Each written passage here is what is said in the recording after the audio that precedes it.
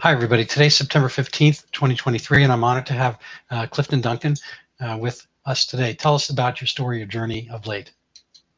Well, of late, it's really interesting that the last few years have been filled with. Oh, first of all, thanks, Randall, for having me on. I've forgotten my manners. But my story of late, there's been a lot of turmoil over the past few years, obviously. It's been very emotionally difficult and challenging. So, what I've really been focusing on lately is is building very small disciplines. I feel like I've been forced to kind of start over and live my life in a way that I've never had to really live it before, and I'm finding a lot of wisdom in ancient Greeks and Romans. Actually, it's funny because I don't know if you've seen that meme going around that men think about the Roman Empire or something. Like, yes, I did. I just saw that today for the first time. It's funny you mentioned that. Well, yeah, which is funny. Well, in terms of thinking about the collapse of an empire, but also some quotes from Seneca and other Stoics, like of course Marcus Aurelius. Help as well. So it is interesting that how much these people had figured out thousands of years ago. And, I know it's incredible. I don't want to interject too much, but first of all, I did neglect to mention that you're an actor, singer, writer, and all around talent. So I want my audience to know that. But I'm married to a classics professor, and nice.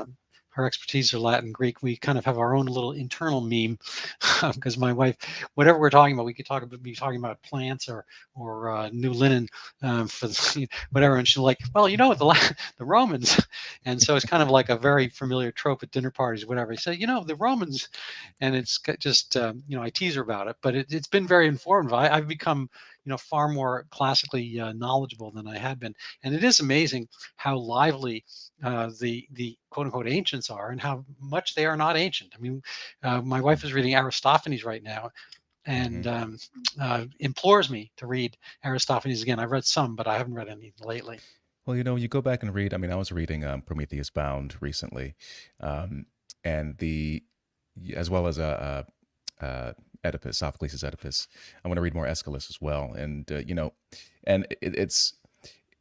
doesn't. The works don't have quite the perhaps the depth and the nuance that we're used to now in the age of post realism or naturalism in theater or in acting styles, but yet there's still a lot of psychological depth there, a surprising amount of rich relationships. I think people use the term red pilling, and they use it in different ways, but generally it means when you sort of break out of the matrix and realize that pretty much everyone is lying to you. But when I look at these old plays, I sort of came by it naturally because I began to realize that you read around them, you research around them when you're preparing to perform them.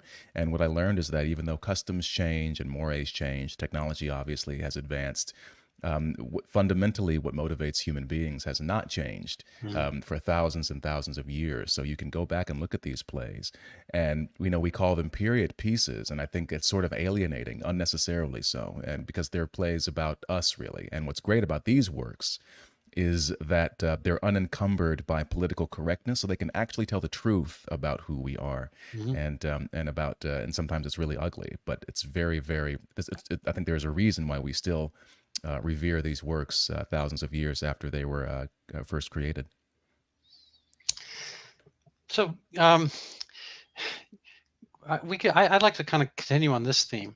What do you see as the role of artists in today's society? In your opinion, how can artists maintain their authenticity amidst kind of the prevalent cancel culture? And to wit, we've talked so much about classical pieces and so forth, but dead white men. How does that all relate? How does it, who are we? How do we bond together, and how do we come together in this moment after so much kind of social upheaval coincident with the the kind of societal trauma of COVID-19 mixed in with race riots, et cetera? Well, I've been wrestling with this question myself, especially in the United States. You have people like Camille Paglia, bless her. She's been sounding the alarm for decades. I mean, I think she has a quote. I'm going to butcher it, but it's something like, Yeah. political power is transient, but the art that a culture produces lives on forever, or at least it can live on forever. Hmm. And I'm always hesitant to say that art should be this and that artists should do that. People enjoy different art for different reasons. I listen to classical on one day, or I listen to Afrobeat another day, or disco or rap, on different days, Hmm. depending on how I'm feeling. But I think the answer I'm coming to, as far as the role of artists, I mean, and again, the Greeks sort of understood this, right? That art can be medicine. I think art is medicine for the soul and the spirit. And right now, I think that the most crucial role that artists can take is to create great work because, um, in contrast to, say, religion, or in contrast to politics, art is one of the few realms that can bring people together. You look at a beautiful painting, a beautiful sculpture, a great song, a great story, a great drama. And it doesn't matter where you Hmm. came from, doesn't matter what your educational background is, doesn't matter your level of intelligence, but you know how it makes you feel and how it impacts you. And that is the power, I think, of the artist. They can transcend the intellect, even though, great writers or great playwrights can, of course, transmit ideas and tickle your intellect. But at the end of the day, the transmission is only temporary if they don't leave some sort of indelible impression. The way you do Hmm. that is to move their emotions, and you move their hearts. And I think it's sad today. You mentioned cancel culture, well, and authenticity. Well, you can't be authentic in the midst of extreme cancel culture, which tends to come, at least in this particular era, from, I guess I'll call them far left radicals, activists, whatever you want to call them. And what's funny is that none of this is even new. There's a great essay by a man named Albert Maltz, who was far from right wing. In fact, he was a communist. And he wrote this essay called What Shall We Ask of Writers, back in 1946. And in it, he just takes a hatchet to left wing orthodoxy and how it ruins art. It limits artists. It turns art. He uses the term art as a weapon. It turns art into a weapon for socio-political engineering. The plays and novels that are produced by these people become nothing more than political pamphlets. That's the term that he uses, and it also affects critics and critical culture. I mean, we see the same thing playing out today. There was a scandal recently with Rotten Tomatoes, the review aggregator, where, and people have noticed this over time, where you'll see professional critics, quote unquote professional critics, give a movie a high rating or a low rating, but then the audience score Hmm. is directly is like the inverse, Yeah. and so there's there's a huge disconnect, I think, in these sort of professional, I call them sort of bourgeois classes right now, especially that are producing arts, or they have control of our museums, our arts organizations and institutions, our theaters, our and other venues. And because artists now are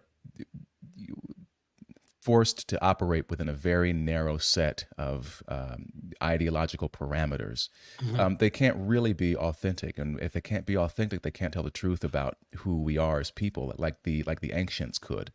And because they can't do that now, they're alienating more and more people. That's what's happening with the theater right now. The theaters are collapsing across the country. They're closing. They're truncating their seasons. Broadway audience attendance has not returned to the record highs that it reached in the Hmm. 2018-2019 season. And people are sitting there wondering what's going on. It's like, well, you're producing work that no one wants to see, so and that no one recognizes themselves in. Um, so it's a huge problem. So I guess the role of the artist right now, is to focus on creating, um, maybe return to focus on creating work that explores classical, universal human themes. Perhaps. I mean, again, I'm loath to say what artists should do. I think they should follow their own creative impulses and creative drives, but the problem is those creative drives and impulses right now, if you want to be a professional artist, I think they sort of have to be marshaled within a very um, you know, uh, you have to sort of operate within the bounds of certain ideological, like I said, barriers, I think. Hmm. That's excellent. Well put. Um, we there's Marxism and not. Um, you know, Malcolm X, I think, said by any means necessary, but that is part of the Marxist creed, where in any tool can be used. It's irregular fighting. Um, at one point, Cuba was lauded for having so many physicians, had more physicians per capita than any other place on earth. And there was this term in China as well, the barefoot doctors. But it went, but deeper down, and I actually worked with an ex-Soviet physician, part of that same kind of system where they produced a lot of physicians. And I'm a medical doctor, and but in fact, it was a very thin veneer of application of what it is to be a physician. They were taught certain applications and wrote um, kind of repetitive methodologies so they could do certain things in certain circumstances if it was part of the playbook, but they were unable to adapt or think or act on their feet. And so it was a very superficial application, kind of like the term Potemkin village, whereas there's the thin veneer, kind of like a stage set of something that looks like something, but there was no depth to it. And when push came to shove, those physicians are not necessarily providing better medical care because they can't really adapt to a different situation, provide, say, the art of medicine and deal with a person's own emotions and situations that pertain to that, maybe superficial diagnosis. Not everyone's going to react the same way to a melanoma. People have different, issues at hand and so forth. Anyway, I apologize for that example, but I see this similarly into other aspects where people are either going to be part of a team where they're told what to do and they have kind of minimal instructions, like you're an extra in a movie. You know how to stand there and look like you're talking and act a certain way, and nobody really cares because that's the background. But I think the focus of all our art, the thing that really brings us together, similar to the medical example, is that kind of connection where you're going to actually talk with somebody and deal with them and deal with their own issues. And art doesn't do that in the same way medicine does, obviously, because medicine's at the moment interactive. But I think if you ignore that part where you're actually talking and dealing with people in your art, then you have failed.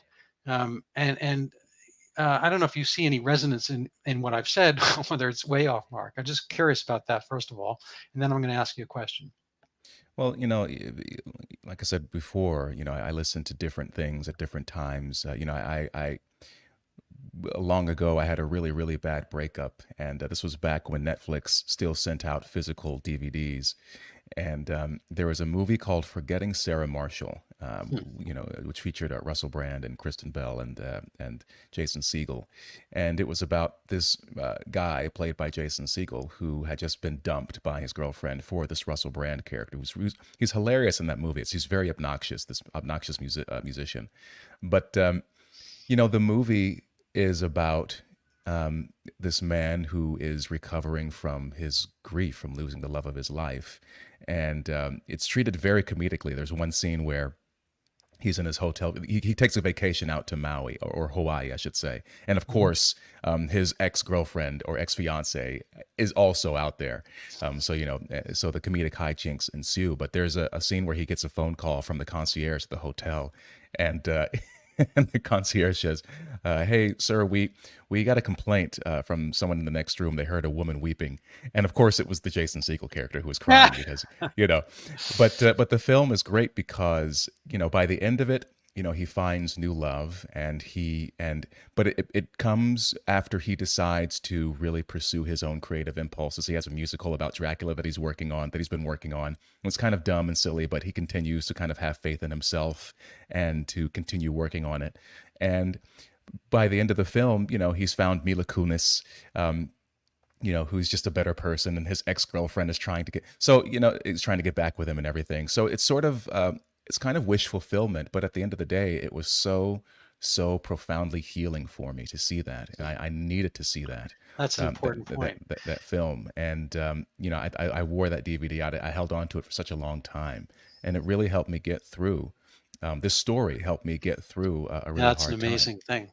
Yeah. Yeah, no, it's amazing. I think that the Chinese write in pictograms. We have letters, and I think letters are far more adaptable. 26 letters, and you can make any length of words. Where the Chinese need like hundreds, tens of thousands, if not 100,000 different pictograms to describe things. So you have to endlessly learn all these pictograms. And I don't think it's a cumbersome way to actually write language, but I do think the pictograms actually represent more of what we think and act. We act and think in terms of pictures and stories, and so we're not kind of lineal binary computing processors such as computers are. And again, I think a keyboard is going to do much better with 26 letters than it would with tens of thousands of pictograms somehow.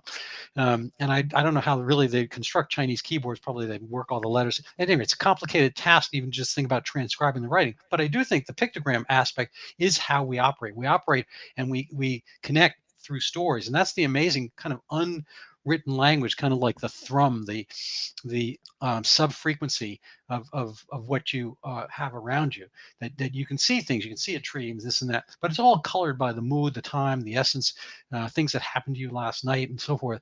And how you approach the day is a matter of kind of mental and physical exercise. And to that point, you play an instrument. I'm not sure if you actually play an external instrument, but you play an instrument that is yourself. So tuning you is essential to the act of. I mean, I'm only guessing here. You're gonna have to tell me. To the act of being an actor and a dancer and so forth. You are your physical presence in your body and your spirit, in a sense, is your instrument. How do you tune that, and how do you approach that in general? On a physical basis, and how did you approach it these last few years? Well, I think a lot of people don't understand. I think because of TV and film, they think that acting is merely a matter of showing up and learning your lines, and and really in TV you can be that lazy, partly because, especially if you're working in episodic television, there's just no time to really get into the nitty gritty. And if you're a series regular, aka a lead on a series, a lead character, then the writers end up learning who you are. They write around you, so you don't have to do that much work. And and part of it is just it's a matter of efficiency. But the actor, the serious actor, they, for one, and this is sort of changing now because our standards are eroding for the sake of things like body positivity. But you'll read all these classic acting texts, and one of the first things they talk about is the training of the body. When because you have to be pleasing to look at. I forgot which book it was, but your body needs to be supple. It needs to be strong.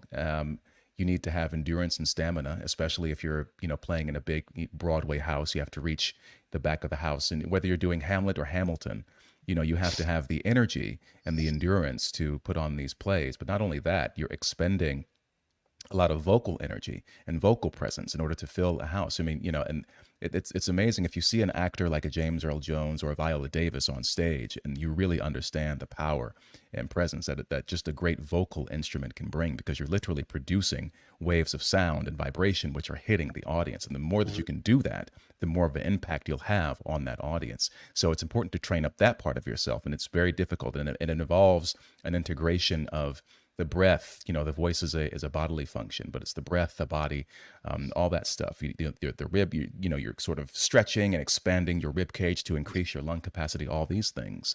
On top of that, though, there's your emotional instrument, which you have to learn how to marshal. As actors, you have to be very open and vulnerable. And all great drama and comedy lives sort of in the underbelly, the emotional underbelly of who we are. And normal people try not to feel, but actors try to feel. And part of your technique is learning, what your personal emotional triggers are and how to access those emotions on command and control them. And so, I mean, it is when people say actors are crazy or whatever, I mean, it's not far from the truth. You have to, another aspect of it is you have to sharpen your intellect and your imagination in order that you can enter into these fictional worlds and make yourself believe in these fictional circumstances. So there is an art and a technique to it. And then and then you get into more nuance. If you're looking at, you ask yourself questions about the character, about, what's their economic and educational background? Do they come from more of a working class kind of background, so they don't really talk as more refined, or are they more educated and they speak in a certain way? They maybe had a more aristocratic background. So and then there's different other flavors you can add. I mean, how fast do they talk? I'm sitting here down south, and people have a whole different way of talking versus when they're up north, and they're more curt and more. I mean, you said you're in the Boston area, so it's a different kind of thing. So there's an infinite variety and range of choices you can make, and the great actor, which separates the good actor from the great actor, is the ability. I think there's a combination of conscious choices and unconscious, intuitive choices that are made, instinctual choices that are made in the creation of a character. And it's just and you read a script, you analyze it, you break it down. Everyone works differently, but you go from scene to scene, even line to line. Why am I saying that? How do I feel about it? What are my relationships to the characters in this moment? What's my relationship to myself? What's my point of view?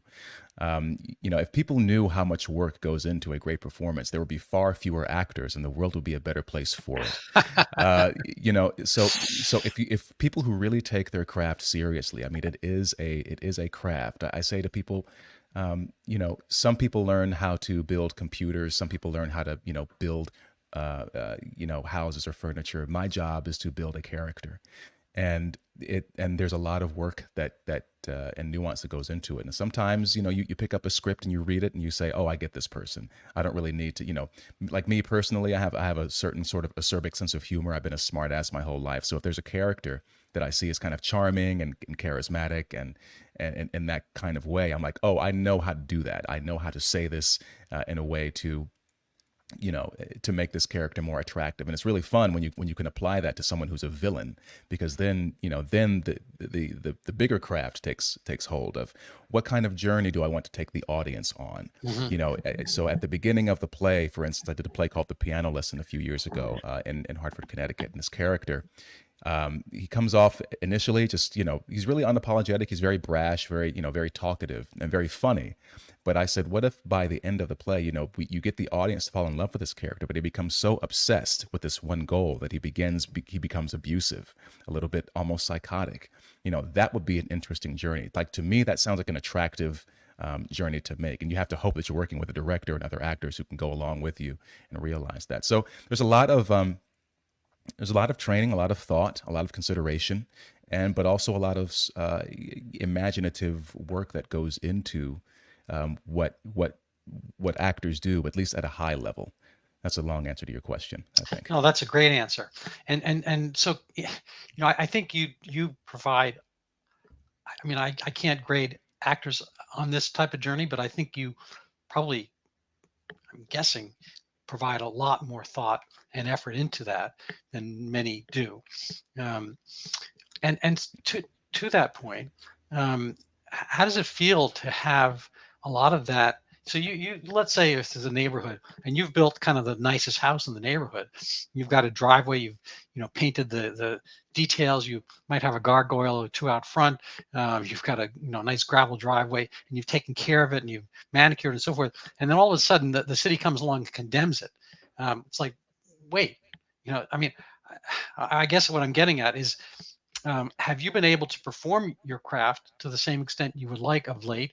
Have you been branded, expelled, and so forth? I mean, Novak Djokovic, I think he just won the U.S. Open, but he had not been there for a couple of years because New York City would not allow him in. Healthy as he was, clearly he survived COVID-19 somehow. He would not have given it to anybody. I'm pretty sure he'd had the actual immunity to the illness itself. There's no point in getting a vaccine after the fact. We never really perpetrated that. How do you feel? Do you have umbrage? Do you, first of all, is this an occurrence? Has your career arc, as far as acting goes, been on the same pathway? Well, as far as I know, my career as I knew it is dead. For those who don't know, I mean, I'm not an activist about this kind of stuff, but for me, I caught the disease in December of 2020 before the vaccines were rolled out, and it just didn't make any sense to me. Why would I vaccinate myself against something that my body has already cleared, or a virus that my body's already cleared? If the spike protein is as toxic as we're saying it is, then why would I inject myself with something that would make my body produce more of that toxic substance after I've already cleared it? These were rushed through production. I didn't trust the level of testing. And you had people like Peter Doshi at the British Medical Journal who were raising, I think, really, really good questions about the testing and the testing phase, the clinical trial process. And then you have these corporations like Pfizer and Moderna, which have checkered pasts in and of themselves. There was the whole culture around, whether or not you're going to get vaccinated or not. This unprecedented public campaign, worldwide campaign to pressure people into getting. I mean, there was so much that went into it, but I was also very vocal that, and I'm speaking as somebody who was in the COVIDian cult from about January to March of 2020. So I was very much like, hey guys, there's a virus coming. I was at auditions like, I'm not going to shake your hand because there's a virus coming. But over time, my mind began to change, and I felt like what we were doing to mitigate the spread of the disease was not going to be not only ineffective, but cause more harm than good. And I was very vocal about that. And as a result, I lost my manager, I lost my voiceover agent, but I was also speaking out about certain social issues. I mean, the industry and the nation as a whole went full on. After the George Floyd death, the riots and everything. And I just was very moved to begin speaking out on these things. And I appeared on certain podcasts like Tim Pool's show. I was on Trigonometry as well. A woman named Carrie Smith, who was instrumental in a lot of this stuff. I went on her show. And since then, my profile has kind of grown. And I think part of the problem with the industry is that I've aligned myself, or at least my career is like I've aligned myself with certain what they view as unsavory characters who have unsavory beliefs. And I've always maintained throughout this time, like, guys, I'm not particularly right wing, maybe economically in some sense, but even then not that much. I'm a pot smoking pro-choice atheist. I love show tunes and Judy Garland. I mean, I don't really have a comfortable home on the right wing. I mean, I've pissed off some of my followers. Like at the beginning of my podcast, I always say, welcome, ladies, gentlemen, and everyone in between, and that triggers some of my more conservative leaning audience members. And also, I think as an artist and creative, I mean, I think those people tend to lean more towards a liberal constitution. That the openness, it's just that I cling to that label because that's what feels most right for me. But it does not matter in terms of the entertainment industry because it's been seized by this ideology which says, oh, okay, well, if you don't believe, for instance, that human beings are a sexually dimorphic species, that means you hate trans people. I heard a rumor that my old alma mater, the NYU graduate acting program, which is one of the big three institutions, the other two being Yale and Juilliard, apparently you can't even say the term transformational actor anymore because it offends certain sexual minorities. There's a clip on YouTube of these kids who I recognize as NYU grad acting kids, and this guy's walking around the Washington Square Park in Lower Manhattan, and he's saying, he's talking about, men aren't women and men and women are different or whatever, and one of the girls begins crying, and the males rush in and like, hey man, stop that, get out of here. So these are our elite institutions right now, because these are where your stars come from, right? Like I was in school, I was at NYU at the same time that like Adam Driver, Tiona Paris, Corey Antonio Hawkins, and others were at Juilliard. We were all, studying around the same time. I go, see them in shows. They would come to see our shows. And so this is where all your big actors are coming from. Lupita Nyong'o was at Yale while I was finishing up at NYU. Just before she went on to do 12 Years a Slave and won an Oscar for that. She was so great in that. But these are the kinds of ideologies, because your writers are coming from these institutions, your directors are coming from these institutions, even your designers are coming from these institutions as well. And they become producers and casting people, so there is a very, very deep-seated ideological rot right now in these industries, which I think, it's irreversible. And so for me, I've not been able to get back to your question. I've not been able to practice my art the way that I have. I mean, I've excelled in everything from Shakespearean tragedy to musical comedy. I pride myself. I joke that diversity is my strength, and my career and my resume, my portfolio of work reflects that. But now I'm persona non grata, and as far as taking umbrage, yes, I'm very angry. I'm very. It's it's not. None of it was justified. I call it, and I said that they niggerized. It's the niggerization of the unvaccinated. That's what they did in the industry, and That's a good book, right? That's a book title. that's a book title. No, I'm Yeah, serious. I'm not fly joking. off the shelves. That might fly off the shelves because obviously the title. But it's an interesting point. I actually have 2 points. First, well, I actually want to talk about speaking of that word, which I might not use. In New York City, there was, it's kind of the vaccine passport kind of thing. You couldn't get into restaurants and whatnot. And as it turns out, obviously, I grew up in New York City. And it's a diverse place, no doubt. Probably the most diverse place. Maybe LA is these days, in the U.S. And but the Black population has had historic, issues, say, with listening to the man, if the man is the government, public health, whatever.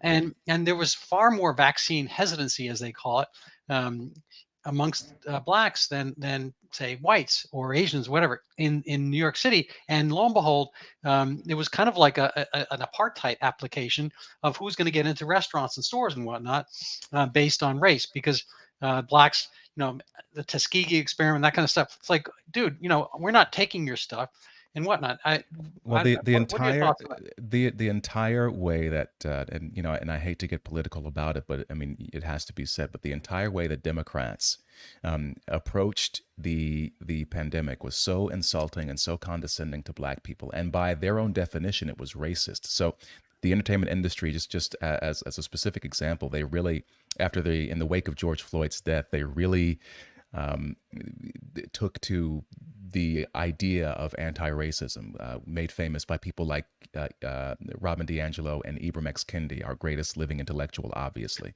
That's a fucking moron. But according to Ibram X. Kendi, it's in his book, How to Be an Anti-Racist. A racist policy is one which creates disparate impact between different racial groups. And the vaccine passports and the vaccine mandates disproportionately had a negative impact, and school closures and all these other measures, it had a disproportionate impact on Black Americans. And to this day, there are still people who don't even know that. They don't understand that Black people did not take the vaccine at the rates that white people did. They don't care, frankly. And, it's funny because Democrats especially, they've spent generations, part of their, a central element of their political platform is about the past and present oppression of Black people. And so you have the same people who've been telling us for generations that the government, including the medical establishment, and the healthcare system is racially biased against us. But now you expect us to just line up and roll up our sleeves to take these brand new shots. And I'm down here in Atlanta, and I meet Black people all the time who are like, "Yeah, I didn't take it. I'm not taking that shit." And or they've taken it themselves, and and they're cool. But there's a class element of it as well. The more affluent people tend to be, the more they've taken it. But but the racial aspect of it is just, why would you expect Black people to just line up? And I remember in 2020, I was working at a nightclub, as a matter of fact. I got to meet all kinds of people, which is funny to me in and of itself, because in New York, everyone was panicking. But I'm sitting here literally, stopping fights and stopping drunk people from, shaking hands. That was my job, dealing with people. And, but every time, DMX, the rapper, passed away, what's the baseball player who passed away? Marvin Hagler passed away, the boxer. And people would say, "Hey, he took that vaccine, right? Marvin Hagler took that vaccine." So, whether the speculation is correct or not it was still happening, and it was still sowing more and more distrust. And the more they pushed, the more I think black people, were like, no, this isn't for me. But these mostly the blue bourgeoisie, these Democrats, a lot of these affluent white liberals and especially progressives said, no, you can't come into, I mean, it's insane to me. You can't come to the gym. You can't come to the museum. You can't come eat inside this restaurant, if you haven't taken the vaccine. And again, it was disproportionately blacks and Latinos who weren't taking the vaccine. And that's why, people clap back at me. I had a semi-viral tweet on Twitter where I said, quote unquote, unvaccinated is the new nigger. And people were like, well, obviously, you have a choice whether or not you can take the vaccine. I'm like, that's beside the point. The point is the treatment. And what you're really saying when you rebuke what I'm saying is that I am choosing for you to treat me like a nigger. That's what you're saying. So the point isn't whether or not one has a choice of what race they are. The point is the treatment. It's unethical. It's unjust. And it's creating disparities between races. And the fact that the people who claim to be warriors against racial injustice imposed, and in some places continue to impose these restrictions, is disgusting to me. And and I say this, I'll never trust these people again. They've shown who they really are. They've shown what they're really about. If the Trump years were about how people can be warped by anger, then the COVID years were about how people can be deranged by fear. And I don't think these people should ever be allowed to forget who they became and what they did. And, I think, again, going back to the entertainment industry, these theaters are failing. Hollywood isn't seeing as much attendance as it was, again, in the 2018, 2019 season. And there are other arts institutions as well, like the opera, for instance, which are also failing right now. And I think part of the reason, based on the messages that I've gotten, is people have seen how they've either borne the brunt of these restrictions and these ridiculous mandates, or they've seen how people like me were treated, and they themselves have gotten the vaccine, and they said, I can't believe what they've done to people like you, Clifton. They'll look at my resume, they'll see some videos I've posted, like, he's so talented, he should be working right now, especially right now when they're diversity hiring left and right. Mm-hmm. And I actually have the chops to make these hires work. But people have looked at that and they said, no, I'm not supporting any of these institutions anymore, right, because of how disgustingly they behaved. It's tricky. I went to Yale, not the drama school. Well, there was a fair amount of drama in the undergraduate, but we're asked to support the college all the time, financially, after the fact. And I have a lot of problems with it because, the actions of the institutions have been, what they think is what people want. It's kind of a demeaning form of racism. Thomas Sowell actually has a book. It's a compilation of essays that I read ages ago, probably 25 years ago. I think it's called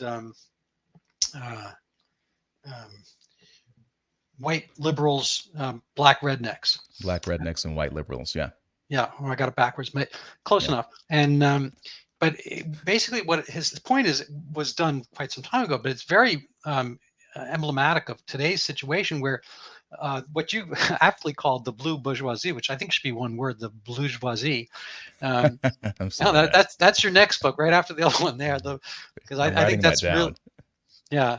But the bourgeoisie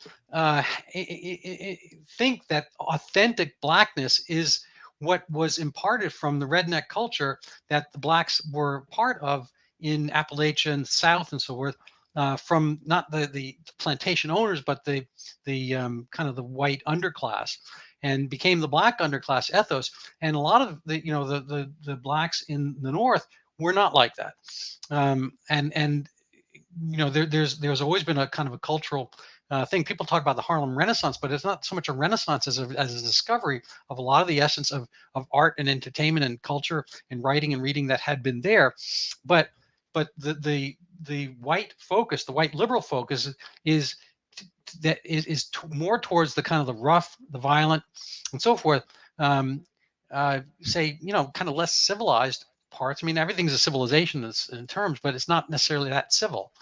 And there's an emphasis towards that. And somehow it's going to be better for blacks if you kind of promote that, as opposed to standards and behaviors that have made whites as successful, contrarily. And blacks in the inner cities have,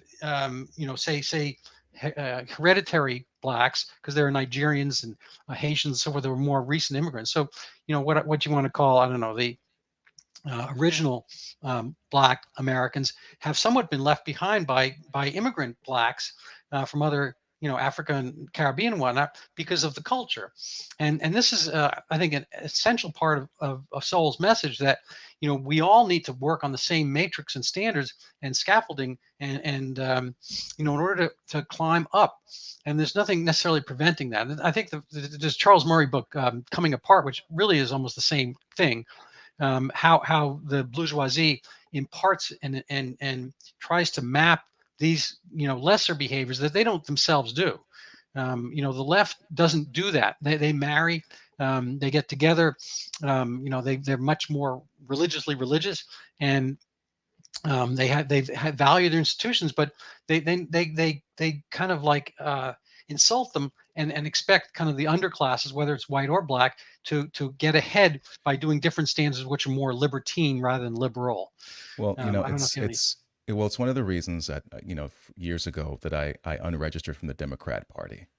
I was doing a show. It was funny because it's like the eve of the 2016 election, and I was doing a show in Hartford, Connecticut, and I was walking around the apartment that they had me staying in. I was a bit stoned, but I had this revelation where I said, holy crap, there is no way that you can be a self-actualized, self-possessed, confident, happy Black person and remain a Democrat.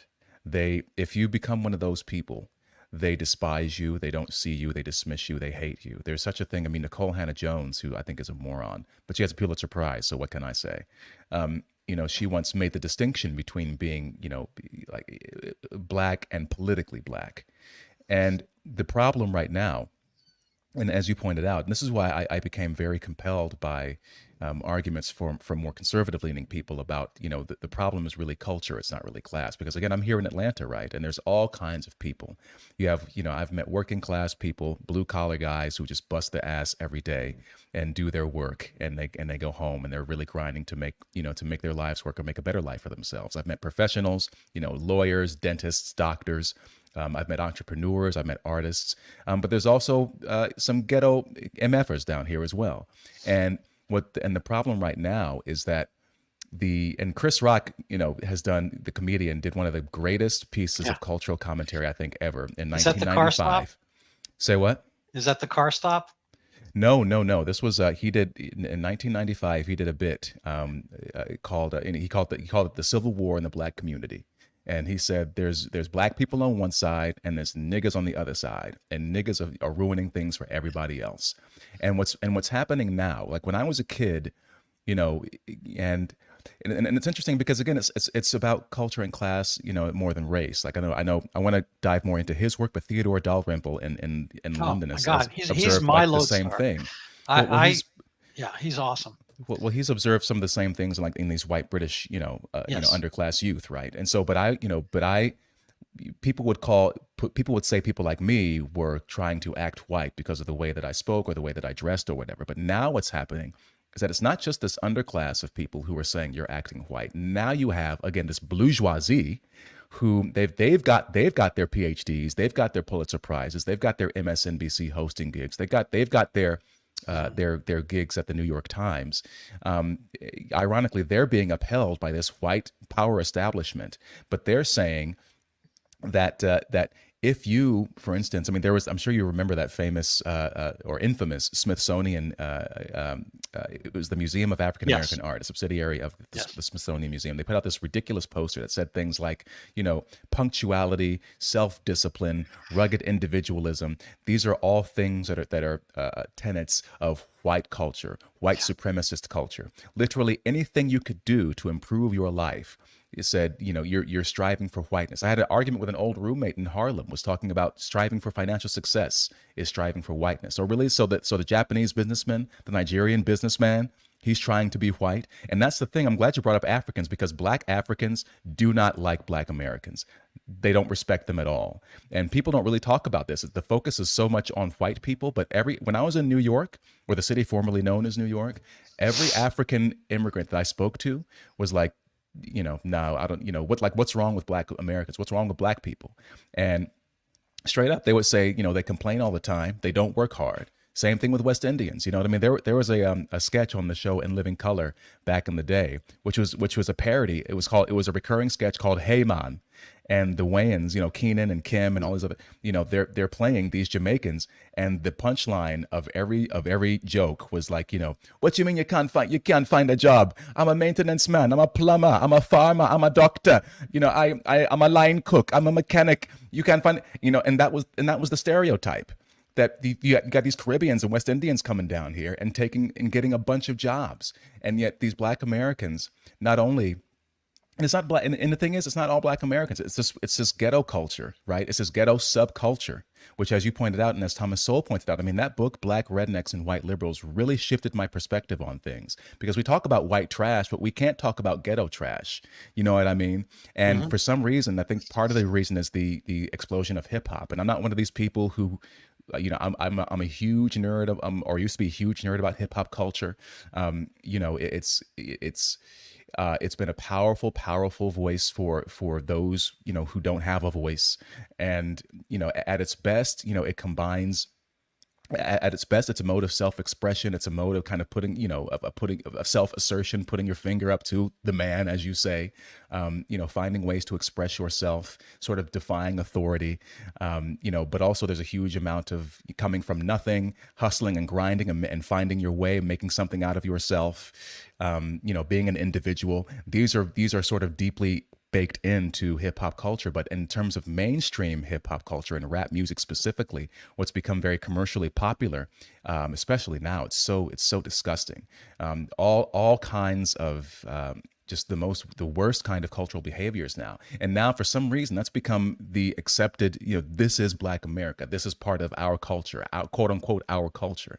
But someone like Thomas Sowell, he's an Uncle Tom. Someone like myself or Larry Elder, they're not politically Black, and thus they are not Black in the eyes of the bourgeoisie, who themselves derive their entire existence and living and their prestige from this very same white establishment, which they claim they want to dismantle. So I question their motives on that front. But so the whole point of what I'm saying is that now, not just from the underclass, but now from this upper class as well, there's an ideological pincer, which is forcing people into. Forcing Black people to identify in a certain way. And anyone who breaks beyond that is seen as not part of the tribe in this sort of collectivist vision. And that includes, I've literally seen, Randall, I've seen Black students at Yale complaining because they're paranoid about being replaced by Africans. Are you kidding me? Well, that's a thing. Every year, New York Times, whatever, they all post the guy or gal who got into every school he applied to. And, I applied to 20 schools. I got into Stanford, Yale, blah, blah, blah, Harvard, Princeton. Okay. You don't even have to look. What it's going to be is it's a Nigerian kid in Long Island. I'm serious. Year after year. That's who it is. Well, even in the entertainment industry, look at some of the top actors, right? It's Uzo Aduba, my ex-girlfriend, Emmy-winning actress, Idris Elba, who everyone loves, you know what I mean? Top actor, Chiwetel Ejiofor, Oscar winner for 12 Years a Slave, David Oyelowo, another Nigerian actor. They're all Nigerians. That's not an accident. So, it's hilarious to watch this unfold. Yeah, I know. It's kind of like that's replacement Black. There's some guys. So I reconnected with a relative recently, and he's in his 50s, and very shy guy. Well-meaning. He's an engineer. He worked hard, all kind of stuff, but painfully shy. And there's a kind of a semi-derogatory term called incel, involuntarily celibate. And it's a sad thing. Frankly, Jordan Peterson was brought to tears by an interviewer. Said, you've been known to defend the incels, and as if somehow that's bad. He's like, and why shouldn't they be defended? These are people. They've been marginalized. Do they not deserve happiness? They've made fun of. You're making fun of them right now. They're involuntarily celibate. Would they not benefit from learning how to get some of the keys to success so they can become more confident and et cetera. And anyway, he wound up what I call getting a replacement bride. He could Mm. not compete in the current market of say American feminism, and so you can probably guess he has a bride from Asia. And I'm not sure how they met, whether what the site is. I mean, you can do it these days, and they have a child. So he's starting that life. It's a little bit late, but he's supremely happy. He's a nice kid. I mean, I knew him when he was a baby. He's a smart kid, all kind of stuff. And does he not deserve happiness? He's providing happiness. He's bringing a life into the world, and he has a sense of completion that he didn't have for a long period of time. But he had to go outside, and I think that's what people have to do. You have to kind of go outside. It's a sadness. If I mean, I think at some point, I mean, there's a joke I thought of today for some other reason, but there's a joke. How many psychiatrists does it take to change a light bulb? And the answer is one, but the light bulb has to really, really want to be changed. And I was using this as a corollary to the Black community, as it were. I hate that term, communities, but for the Black urban underclass, they have to want to change at some point. You can't keep changing them. All this kind of application of wanting to change them, I think Bill Cosby, pre fall, was useful on this topic, and wanting Blacks to do better within their own culture and find these objects of success and whatnot. So I think you really hit the nail on the head in a lot of different ways. Well, see, and here, but the problem there again is that, and this is again a reason why I left the Democrat Party, and why I think that they're doing far more harm and damage, is that they're instilling. I mean, I had a viral thread many moons ago about if I were a white supremacist, and it's basically everything that that the bourgeoisie is doing. Their point of view, their ideas, their ideology has permeated sports, entertainment, the press, our educational system. And so they're instilling these self-limiting beliefs, and the thing is, and it's weird because going back to hip hop culture, right? There's so much, I mean, even Cornel West has sort of criticized this in the past, but this idea of materialism, but trying to make money and trying to make something of yourself. I mean, I was listening to the rapper Nas on his latest album. I think it's called King's Disease 3, or one of his latest albums. But he's talking about solve your problems yourself, make something out of yourself. Mm-hmm. So there's this huge attitude in certain aspects that you are what you make of yourself, even if society is racist. It's still on you to make something of yourself. Absolutely. And, you have to go through the minefields. But the thing is, that attitude now is just, people will say that you're a coon or you're an Uncle Tom, and or you're thinking like a white person, and it's I mean, I don't know. Fortunately, I haven't had that problem. I mean, I personally, I don't see color. Just joking, but nobody tells us that. It's a funny thing, I'm Jewish and I grew up in New York City, and Jews historically have done well financially. People don't really wonder why that is. I think it might have something to do with the fact that Jews were not allowed to own property in the Pale of Russia, and in other places as well. They were not allowed to hold land, and so you couldn't be a farmer. You couldn't have something and build it up and build a house and so forth. So you had to have your wealth and accumulation all up in your noggin. You had to have a trade and a craft, so that if the Cossacks come and you had to transplant and move someplace else, you could still be that person. So obviously a lot of trading and whatnot, but then became intellectual. If you knew how to do dental work, you could pick up and travel the globe and still be a dentist. And so there was kind of like a little bit of training. There are ethnic stereotypes, and they're not all wrong because people observe things. I mean, in part of my practice, we did a big immigration bit, and Nigerians, getting back to them, would come in, and they were very, very, very demanding. They were if you didn't see them physically, you'd think, oh, these guys are Jewish. They were always, quibbling about price. They would, mention that they'd been quoted something else that we never did at some discount, and they were very demanding. They wanted everything yesterday, and it was very different from, say the Brazilians who came in, who were far more laid back, whatnot. Anyway, there were kind of class, you know, characteristics of different groups. I mean, and what is it that makes everybody want to do that kind of thing? It's a push, it's an urge, and so forth. I'm not going to get the motivations. Anyway, we're kind of rounding out the hour. I had a question that kind of came to mind when you were talking about your not vaccinating, which I think is a wise choice if you've had the illness. And I'm going to quote the great Dr. Fauci, if I may, as my own little acting foray. But in 2004, 2005, somewhere in there, you can find on C-SPAN. Nobody popularizes this, but he goes on. He's talking about one of those flus, whether it's avian flu or something like that, and says the question is, should you get the flu shot if you've already had this flu? So this flu shot for this flu, not next year's flu shot, not flu 5 years ago. You just had this flu. Should you now get this year's flu shot?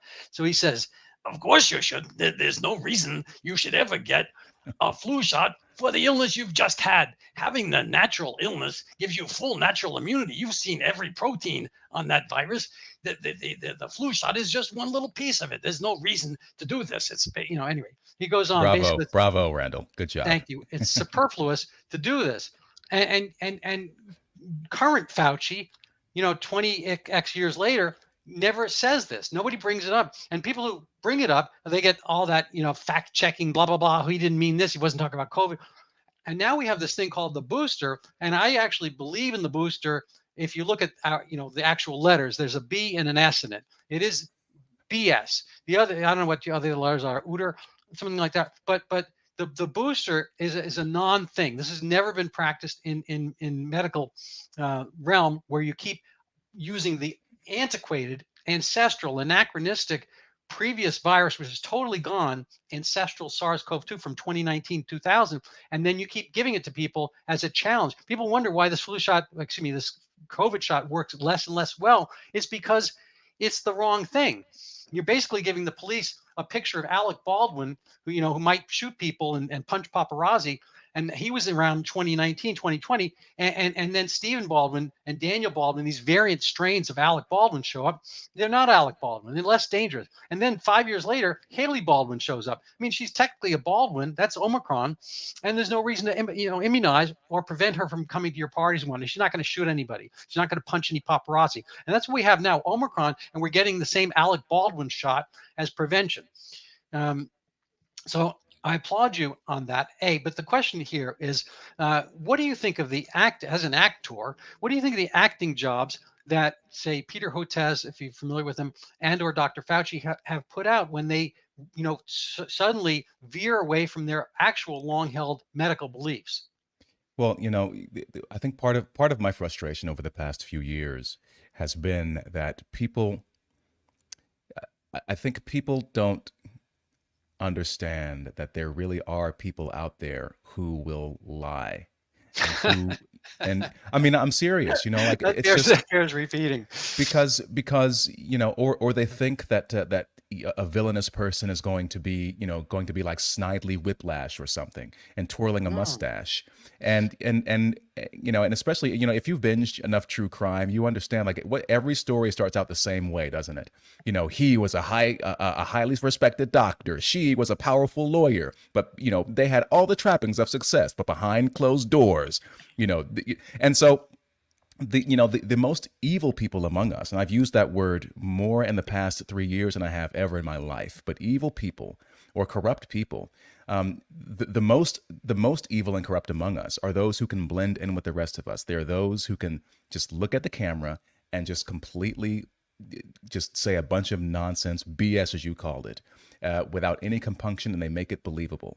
And that to me, the murderer, the rapist, the burglar or whatever, the armed robber, that is evil. That is easy for us to see and detect. But when someone comes on and there's sort of a sort of kindly seeming octogenarian person with, with this Brooklyn accent, or someone like Peter Hotez who just looks like a mess, but, it just seems, pretty unassuming.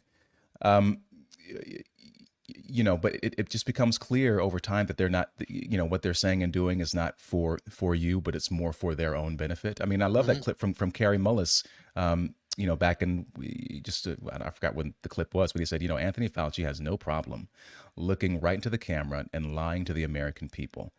And, and you see him, there was that great CNN clip the other day of Smirkonish just, destroying him on masks. And we've all seen that footage of Anthony Fauci being like, no one should be walking around wearing masks. There's no reason, you get the schmutz and everything. And, we just, so, but then like a month later, he completely reverses his decision. And it's weird because at the beginning, back in January through March 2020, people were like, even my friends were like, yeah, man, the mask ain't really going to help you, bro. And so, but then the quote unquote science changed and this virus became so novel. I mean, I bought a box of 50 surgical masks back in like February 2020, before everyone was like masking up. And I mean, I overpaid. It cost me like $75 from Amazon because they were sold out everywhere already. Right. And even on the box, on the box, it says, I mean, I presume the manufacturer didn't want to get sued for false advertising, but it's like they can't stop viruses, Not. And it just became. If you had scuba gear, if you actually look at the Wuhan Institute, and what they do in the virology labs is they wear basically scuba gear. But if you're wearing a paper mask, and if anything that you would go underwater with, and it wouldn't work, you shouldn't use, because I mean, when you put this mask on, you're still breathing. The air is soup, and all the soup has whatever people sneezed and whatnot, and you're going to breathe it in. Maybe it's going to be, the root is going to be sideways, so forth. But air is going to go through the path of least resistance. My favorite is when you see these guys. I saw one just yesterday with these gigantic beards, but they have this like little surgical mask strap. I'm like, guy, like your hair is all sticking out everywhere. How are you protecting yourself? Or people who like, are supremely overweight wearing masks to protect themselves from. I'm like, you would do a lot more to change your diet and exercise regimen than wearing this stupid mask. And, some people can never be saved, I think. I don't know. No, it's a sadness. And I'm sure you get called anti-vax. I came up with this thought for anti-vax. So the cartoon, I want to write this cartoon or have somebody draw it for me. I'm sure you've seen people in your peregrinations through the cities. It might be 90 degrees out, but some guy's got 5 layers of clothing on. He's got a parka, a hat and all this kind of stuff. It's like he's clothing inappropriate. And usually for me, that means this person has, mental illness or whatever.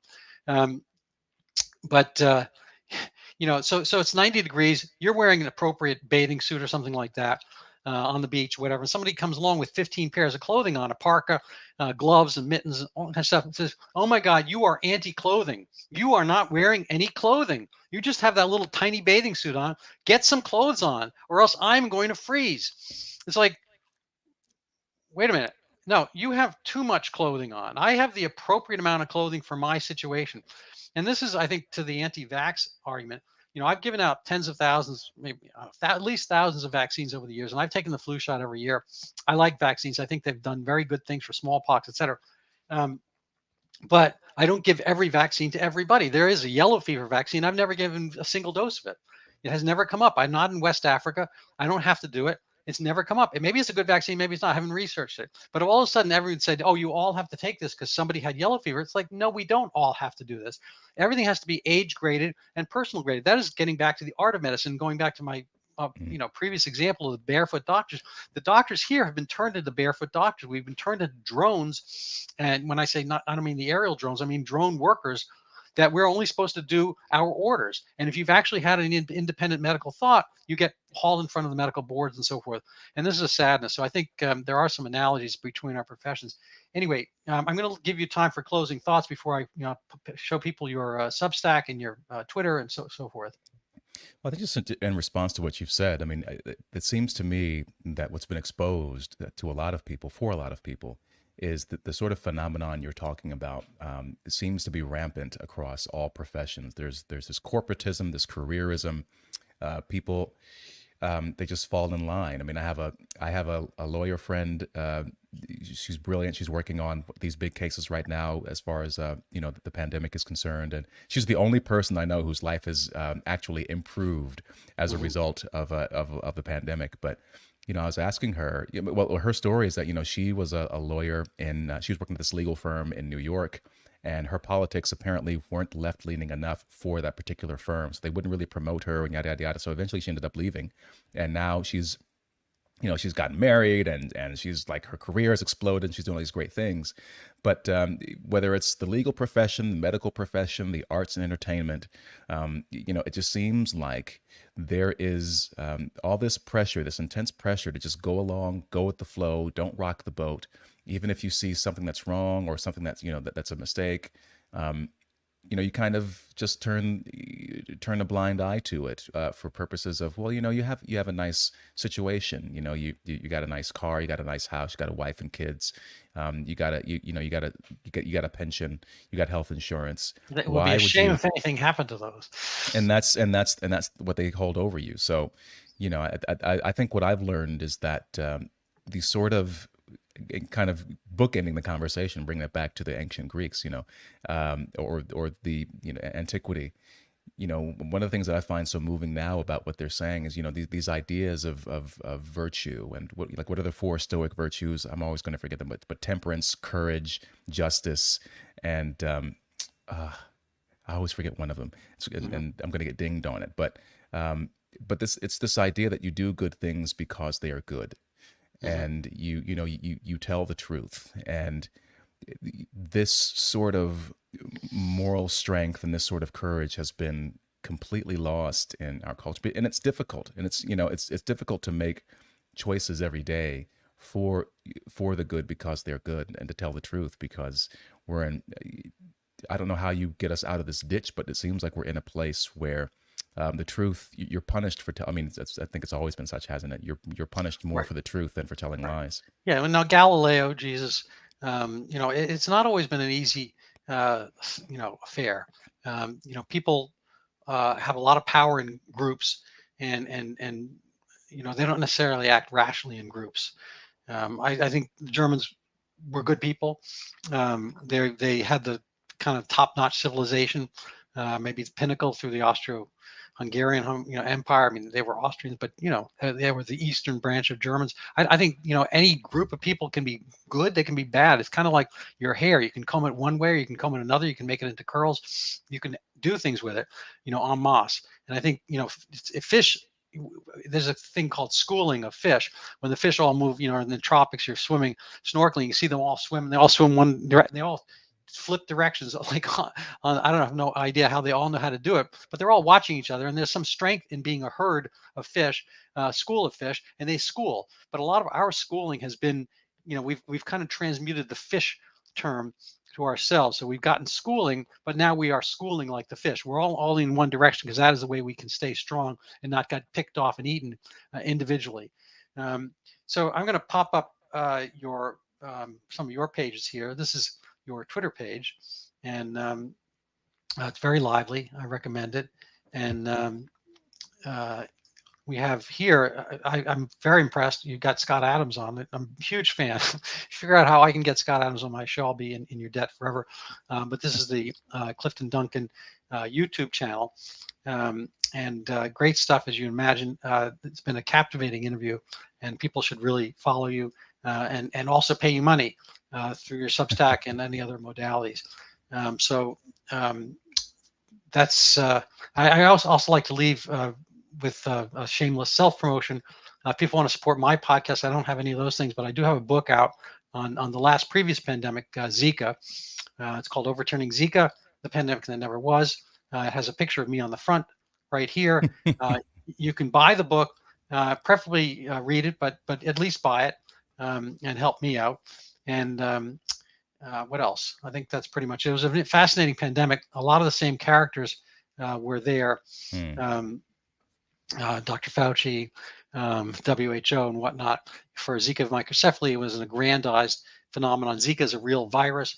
Microcephaly is a real phenomenon. It just so happens, in retrospect, that one never caused the other. and they have still not realized it because they are being paid to do so. So there's been no reformulation, retractions, reconsiderations, or anything like that amongst the public health community. Women in the tropics still operating under this false premise that a single mosquito bite can unalterably, damage a cherished life within during early pregnancy. And it's a sadness, but they live in fear. And the people who make money off this, they don't really care. So that's, I think, in league and a similar theme to what we have today. Yeah, sounds on brand. All right. So final words. I'm going to let you go otherwise. Not really. I mean, I guess the last thing I would say is my bit of self-promotion is to don't forget I have a Rumble channel as well. That's kind of really growing. I mean, all this stuff has kind of been by accident, but now I'm going to try to deliberately grow it. But I have a Rumble channel. It's Clifton Duncan. I'm also Locals.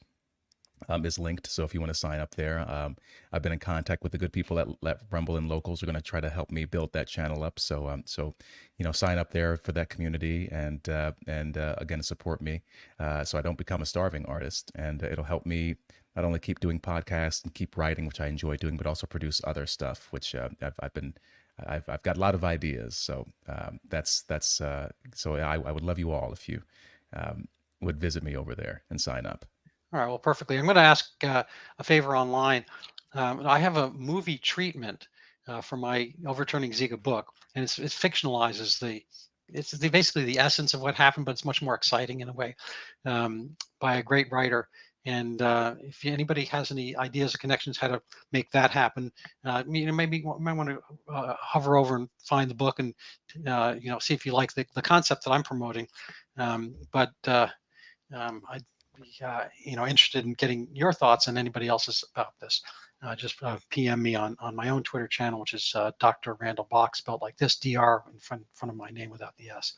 So thank you so much for coming on, Clifton. It's been an amazing time for me. I've learned so much, and I think we coined a couple phrases along the way.